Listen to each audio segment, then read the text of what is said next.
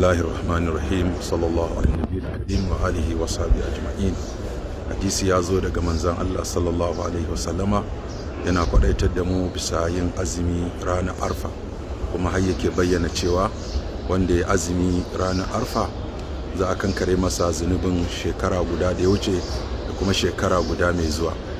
Wannan yasa duk wanda baya filin Arfa ya yi kokari ya samu wannan garabasa, ya samu wannan lada mai yawa. To amma wasu suna cewa ai gashi wannan shekarar Arfa ta faɗo ranar Juma'a, kuma gashi hadisi ya zo cewa a daina ware ranar Juma'a da yin azumi ita kadai ko Asabar ita kadai. To malamai sun ba da amsa akan wannan. Daga cinsu akwai Ibn Qudama, akwai Sheikh Ibn Baz, cewa ba laifi bane idan mutum yayi azumin Arfa ko ranar Ashura ko Tasu'a ko kuma ya suma yawan wa iftir yawan yana azumin yau ya sha gobe, in ya faɗo ranar Juma'a babu laifi.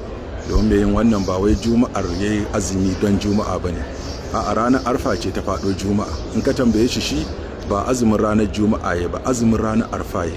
Arfa ce ta faɗo Juma'a, ko kuma Ashura ta faɗo Juma'a, ko kuma wasu kwanaki masu daraja suka faɗo ranar Juma'a.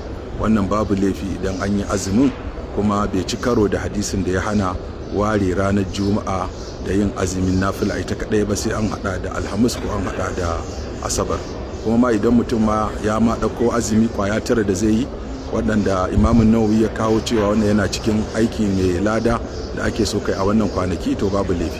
So a takaice dai babu laifi mutum ya azumin sa ranar Arfa shi kadai, don Arfa ya nufa. Alhukumu ya duru ma illatihi wujudan wa ajman. Shi ba yayi azumi ne don Juma'a ba, yayi azumi ne don Arfa. Da haka Allah ya ba mu lada, kuma a yi kokari a sa kasanmu cikin addu'a akan Allah ya inganta mana tattalin arziki, ya inganta mana tsaro, ya ƙara mana lafiya da zaman lafiya, ya kuma zaɓa mana shugabanni na gari a zaɓe mai zuwa. Wassalamu alaikum.